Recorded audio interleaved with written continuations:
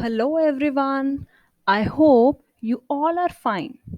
We all are back again to study history, and I can easily see your excitement. So, let's start with today's class. Today, we will be completing the first chapter of history, the modern period. First, we will revise what we have done in the last class. We have learned that a span of time is more important in history rather than a precise date. Interpretation differ in history as individuals interprets events differently. Historians give a perspective to the past events. In history, we try to find out the answer of four questions: what, when, where, and how. In this class, we will be doing three topics, and these are sources of information, types of archaeological sources, types of literary sources. So, Mr. SpongeBob is here again with us, but this time he is having a question for us. Do you want to know what is the question? The question is that how do we know about the modern period? Actually, we have a lot of sources of information about the modern period, and these sources are divided into two major parts. The first one is archaeological sources, and the second one is the literary sources. Some of the archaeological sources of this period are churches and forts built by the British, coins issued by the British government, paintings of colonial period, monuments and administrative buildings built by the British, and some of them are the Viceroy House, India Gate, and the Parliament. Archaeological sources of this period are less important. What is of greater importance are the literary sources. So, we will read about literary sources of this period one by one. The literary sources of this period are of three types: official records, survey reports, and indigenous reports. Now, what is he reading with so much concentration? Hmm, let's try to find out that what is written on the cover of his book. Okay, so he is reading some official records. Do you all want to know that what are the official records? So you have to come along with me. Official records are the data maintained by some institutions. Like in our school, we have a lot of official records, such as students' records, examination records, fee records, and many more. So let's learn how this practice started in India. The Mughals introduced the culture of recording everything. This system was continued and perfected by the British as they believed that writing was important.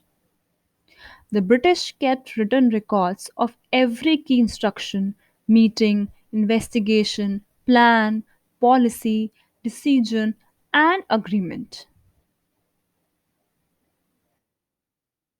These official records of the British administrative offices are an important source of information to learn about history.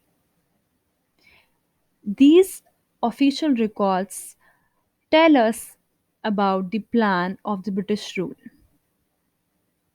Now, the question is how they used to store a lot of official records.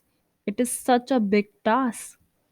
To solve this problem, they established record rooms. As you can see in this picture, it's a picture of a record room. The British felt that all the important documents and letters must be carefully preserved. So they built record rooms attached to all the administrative institutions.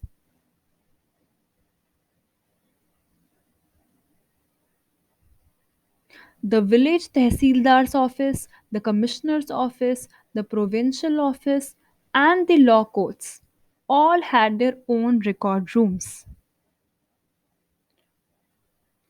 Now, let's ask one more historical question to ourselves.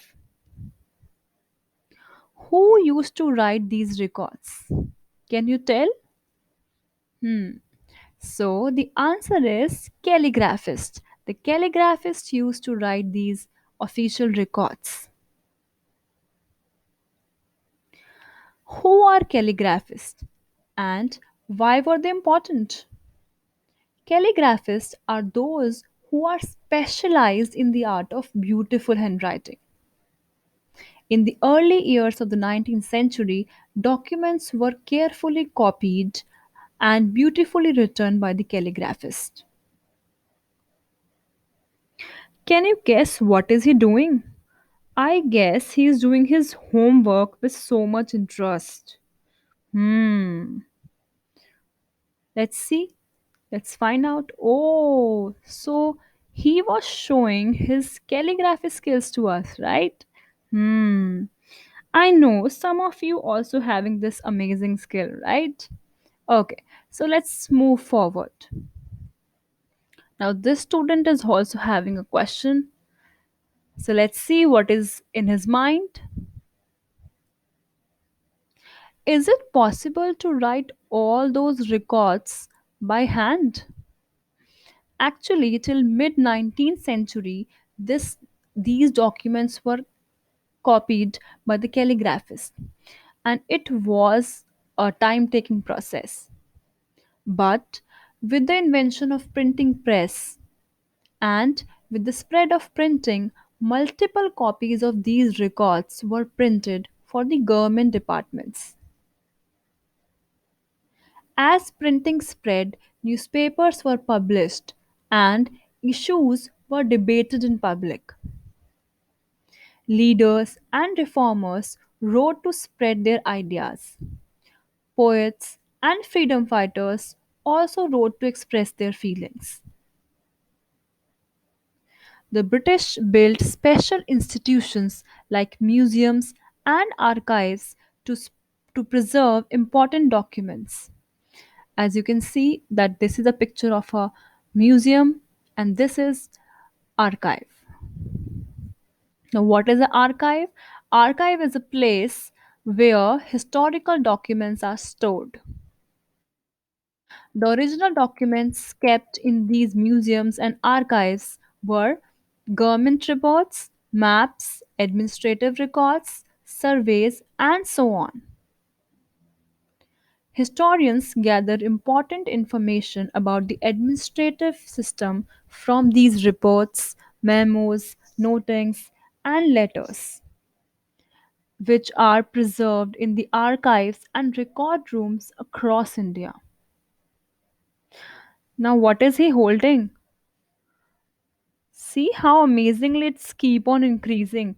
I guess he has got any official report or a survey report of a British time. So let's see what is a survey report all about. So now we are going to discuss that what are the surveys and why do Britishers used to conduct so many surveys. So the practice of surveying also became common under the British administration. The British believed that a country had to be properly known before it could be effectively administered. So, this means that they wanted to know everything about India so that they can rule it more efficiently. So for that purpose, they carried out several detailed surveys. throughout the country. In the villages, revenue and land surveys were conducted, and this was done so that they can decide that how much tax was to be collected. Many surveys were done to know the topography, the soil quality, the flora, the fauna, the local histories, and the cropping pattern. All these informations were seen as necessary to know about to administer the region. Mapping was also an important part of these surveys. By the early 19th century, detailed surveys were being carried out to map the entire country, and the Britishers prepared a map of entire territory of India. As you can see, that this is the map prepared by the Britishers.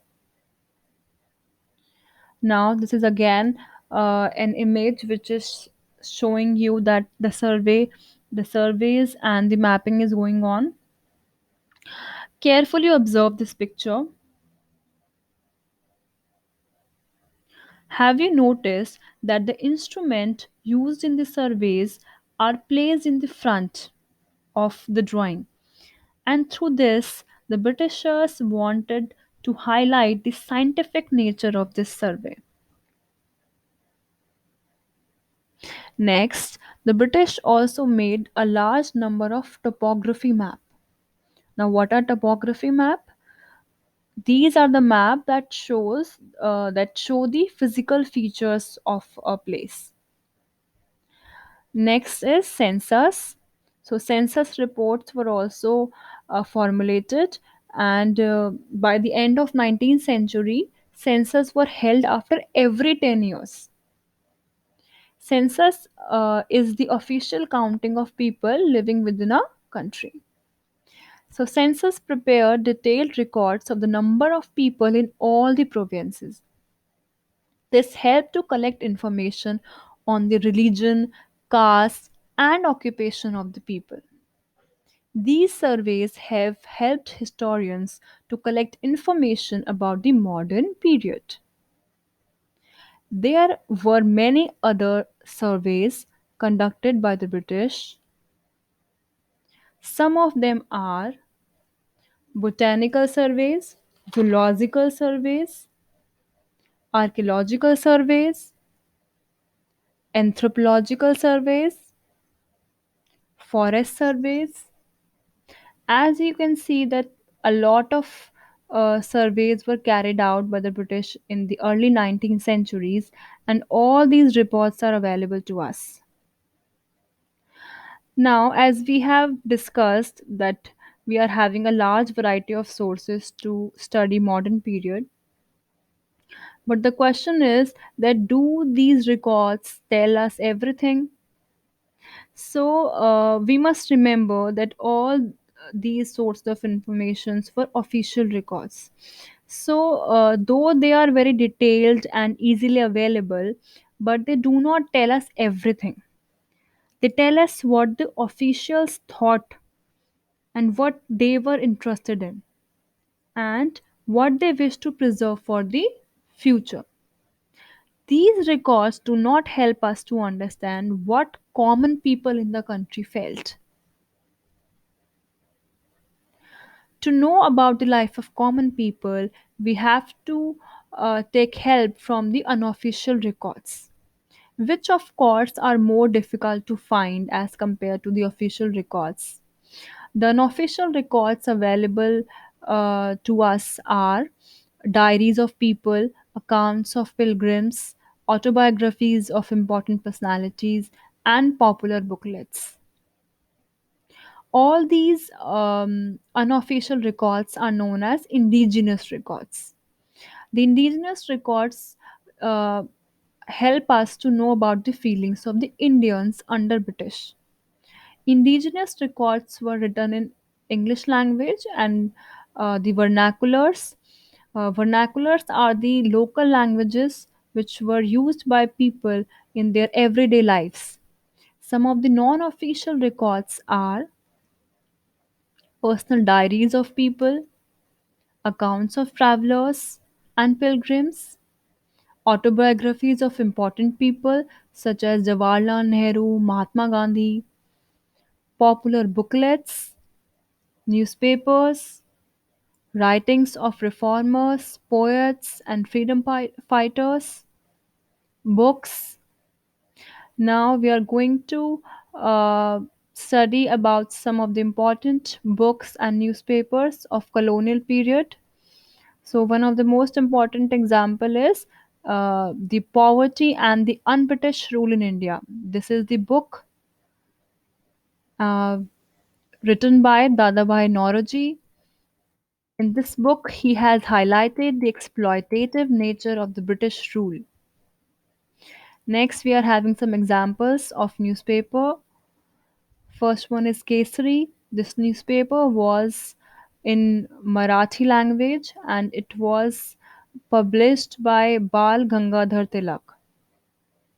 Next, this newspaper was also published by Bal Gangadhar Tilak and the name of this newspaper is Maratha by Bal Gangadhar Tilak and it was in English language.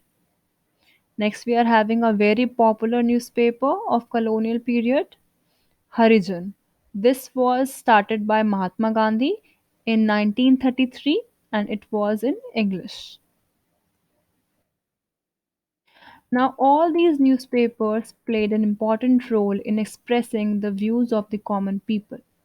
And through these newspapers, the freedom fighters, the national leaders also used to express their ideas. They used to highlight the exploitative nature of the British. And that is why during the national movements, the Britishers decided to ban these newspapers. So we must keep in mind that these sources, these indigenous sources, tell us about the life of common people. They gives us the opinion of literate people. As we know that history is different for different people. That is why for knowing the history of a particular period, we must rely on different sources so that we can have a broader perspective of the history. So that's it for today. Bye everyone. Have a good day. Goodbye.